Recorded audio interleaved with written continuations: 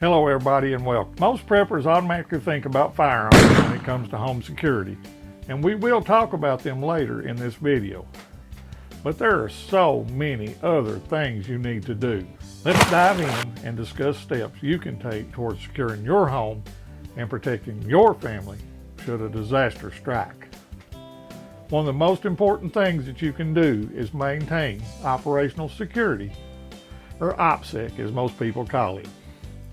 Do not talk about prepping, having food stored, or any other emergency preparations you have made. Many people that are new to preparedness are eager to talk to friends and family about the need to prepare, the preparations they have made, in hopes that they will get started too.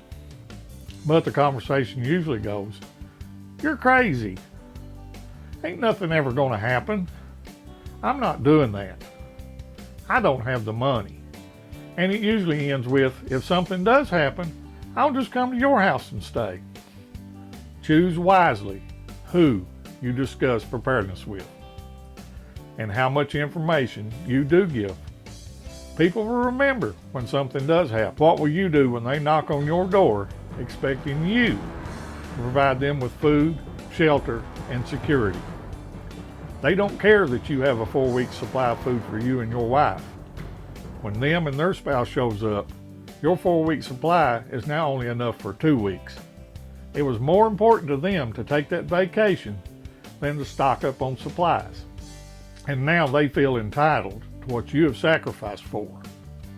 The less people that know anything, the better off you will be, and the less chance for an unneeded confrontation. Another part of OPSEC is what we call the gray man look. You and your home should blend in and look like everyone else during a disaster. Have you ever walked outside during a power outage? You can immediately tell who has a generator, as the noise from a running generator carries for a significant distance. If your house is the only one that is lit up on a dark night, you will instantly attract unwanted attention. If you are using lights when it is dark, you need to practice light discipline.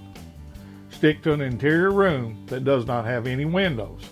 Have blackout curtains that you can cover the windows in a room to block out any light escaping. Go outside at night and test your curtains. Be sure that no light is escaping now before the need arises. Think about how you're going to prepare meals. 3 days into an event, most people will be without food, and anything that may be left in the refrigerator or freezer will be spoiled. Are you going to go outside and cook a meal on your grill? If you do, be prepared to feed everyone around, as the smell of food cooking will carry a long way, especially when people are hungry. If the surrounding houses have trash piled up outside or they look like they've been looted, make sure yours looks the same way. You also want to practice noise discipline. If the neighborhood is quiet, you do not want to be the house with music playing or the TV on watching a movie. Blending in with everyone else will help keep away unwanted attention. Now let's discuss securing your home in case you get unwanted attention. Do you have good locks and deadbolts on your doors?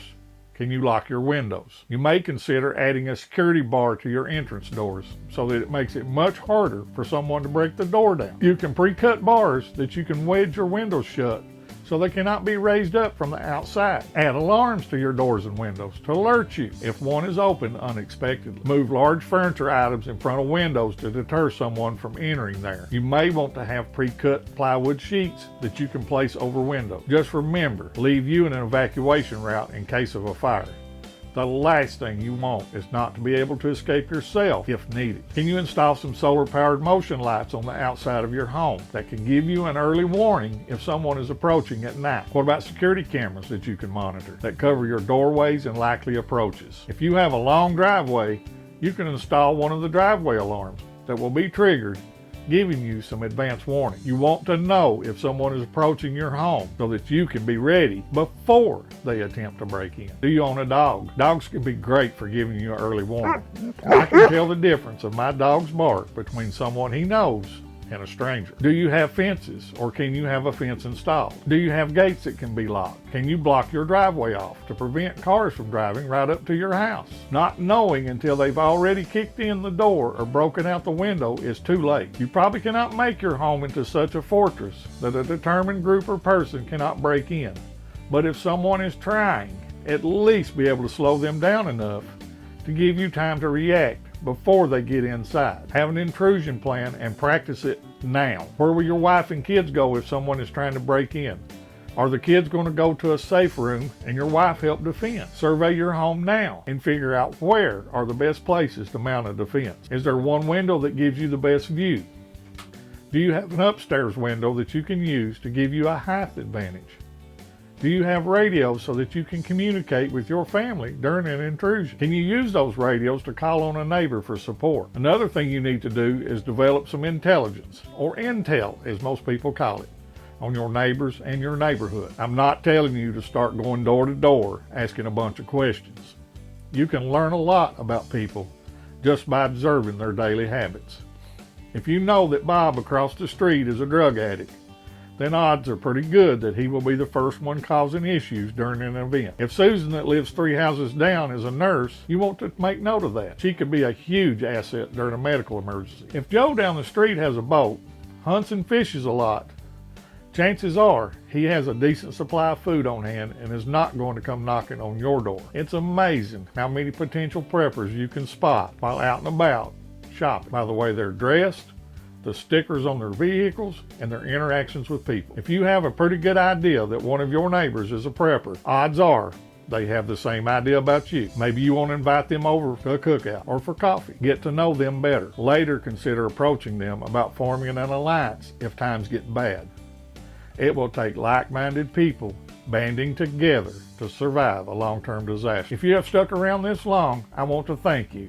And now let's talk about everyone's favorite item, firearms. Too many preppers have the illusion that they can strap on their full battle rattle, pick up their fancy battle rifle, and they will magically transform into Rambo or John Wick and fight off the golden horde that is after their supply of MREs. This fantasy will get a lot of them or a family member killed.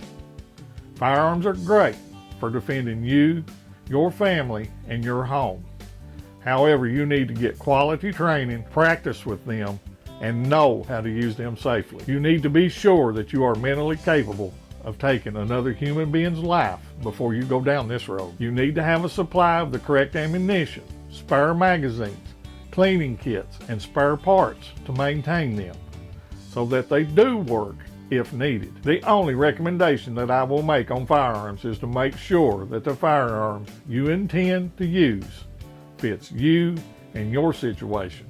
It's one you can shoot accurately and handle safely, and not what you've seen some YouTubers say you need in order to survive the end of the world as we know it. Without the proper training, skill, and knowledge, you are as big of a threat to your family as the varmint trying to climb in through the window they just broke. One last consideration that you might have would be to have an evacuation plan and a place to go to in the event something happens, be it a like-minded friend, relative, or a designated bug-out location that only you know about. Wouldn't it be wonderful to have a camera up so that you could see the look on those friends, co-workers, and family members' faces that made fun of you when they do show up at your place, only to realize that you are long gone and took all of your supplies with you? One of the best ways to maintain your security is to avoid a conflict in the first place. Everyone's situation and circumstance is different.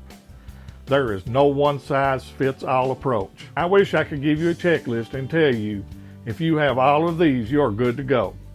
I have provided you some ideas that you can use. Use what works for you and forget what doesn't. Thank you for watching. Please hit that like button. If you found this useful, please share and subscribe. I will see you on the next video.